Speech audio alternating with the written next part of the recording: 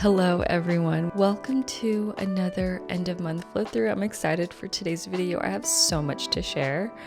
First and foremost, the dashboard. Switching this up was brilliant. I normally stick to what is working. If you all have been following my planner journey here on YouTube, you might remember the cloth and paper credit card holder I used last year. There were 4 slots. And I pretty much kept that for most of 2023, and then I switched out the dashboard for the holidays. However, I have so much stationery, like I need a reason to use them. So switching out the dashboard is something I'll do at the start of every quarter. So I'll do this again, I believe beginning of July. But yeah, I adore this new setup. I'm obsessed. Every time I flip to the front, I love the black with the planner, like the color of the planner. This is the Cloth and Paper Foundations planner in color Cortado. I can't remember where this deco card is from. It's either Cloth and Paper or Rosie, but I love this bookmark shape to go along with this matte black embossed dashboard. I love that this is slim because it's kind of tucked here on the inner part of the dashboard, and then you can see the embossed here to the right. And then the magnetic leather clip is from Cloth and Paper. After switching up my dashboard, I also swapped out the deco cards here in my credit card holder. This pad of graph sticky notes is from Cloth and Paper. This black and white deco card is from Rosie. And the clear monthly overview cards are from Cloth and Paper. Moving forward to the monthly overview section and weekly overview, April was a great month. Like, I started to feel like myself again. I talked about this briefly at the end of March, but March was a brutal month for me. I'm not going to talk about it too much in this video because I feel like I've talked about it enough in my past videos. But when something disrupts my routine, it's almost like a domino effect. I felt like I was playing catch up in all areas of my life. So naturally, I stopped doing things that I used to do, like taking care of myself. My relationship started to suffer, and I could feel I was losing myself because I was in service of everyone else, but not myself. That was what was happening in March. And I know some of us know people in our lives who are selfless and they thrive in that kind of environment. However, not everyone is like that. And there is also nothing wrong with being selfless. However, I learned, it's very important for me to learn that selflessness is not sustainable for me.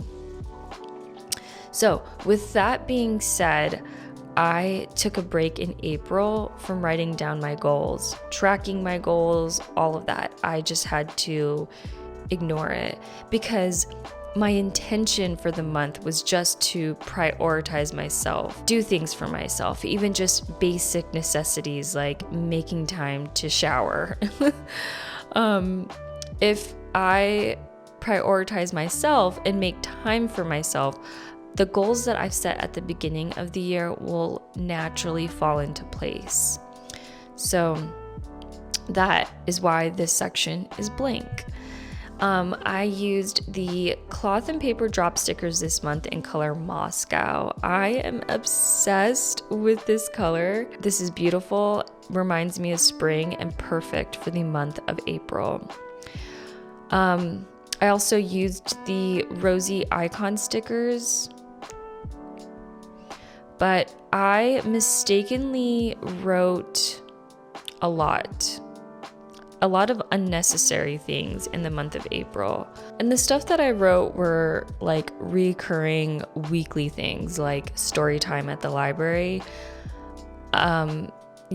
Really not necessary because I think I figured out that the story times that Shelby likes to go to, it's 2 days out of the week. So I don't need to write down every single story time at the library. It's ideal because technically we could go to probably 4 out of the 5. But I do notice with my son, if we are going to the library back-to-back days, he's not as interested. So I think for us, it's best to space out the visits, not go every single day, even though it's ideal. But yeah, the fact that I wrote so much in the month of April, it's overwhelming. And I mean, nothing stands out, especially the important things. So I wrote down only the events and reminders that actually need reminding in May. I continued to use the drop stickers in the weekly overview, and then the page flags in color Mykonos to highlight when I post content. And I love how this turned out. Oh yeah, I also started using a new pen. It's this one here. I discovered the Uniball pen fine liner in 0.03. You can clearly see the difference when I flip back and forth between this week and then the following week. Like, this here is just so much thicker than the 0.03. Even though this here is a 0.38, it looks so thick. I mean, the nib itself is a 0.38, but it writes like a 0.5. But yeah, I've enjoyed this pen. I might stick with this. I may not. I do have a new pen I want to try in June. So if that one doesn't work out, I'll probably return to the 0.03 pen.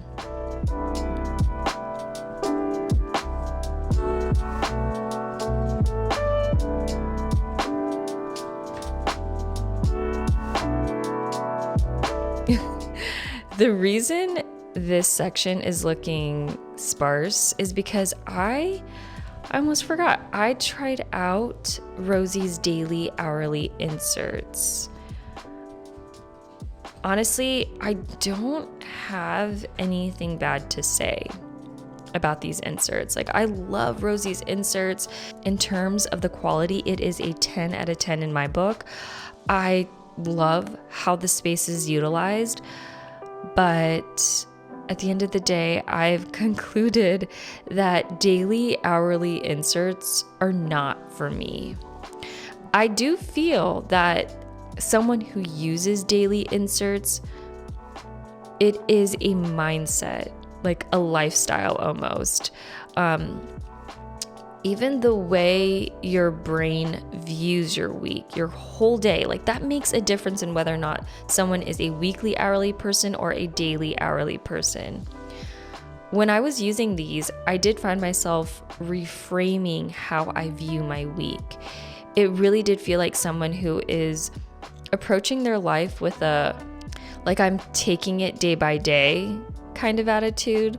I'm not sure if that is how someone views their days when using these inserts, but that's just how I felt using these. I also found myself having to look at my weekly overview. I just couldn't stick with these daily inserts alone. And I really did pick the wrong week for trying out these inserts because I hosted book club on Thursday.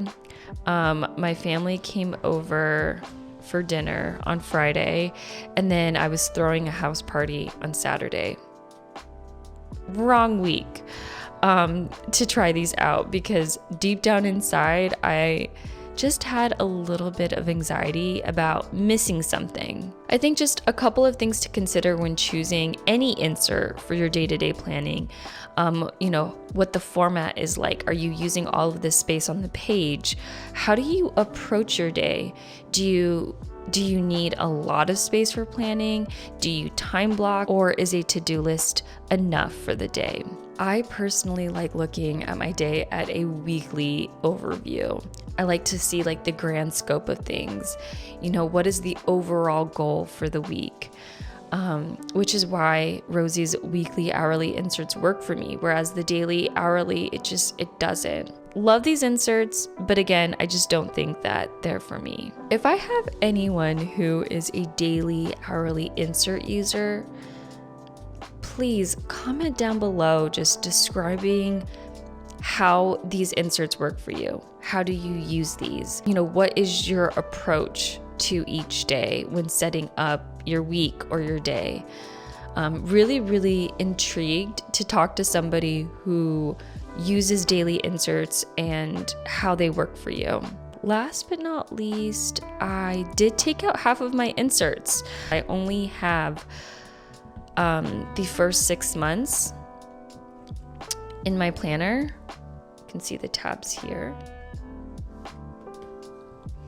Because this was stuffed, it was difficult to open this without my papers falling out of the rings.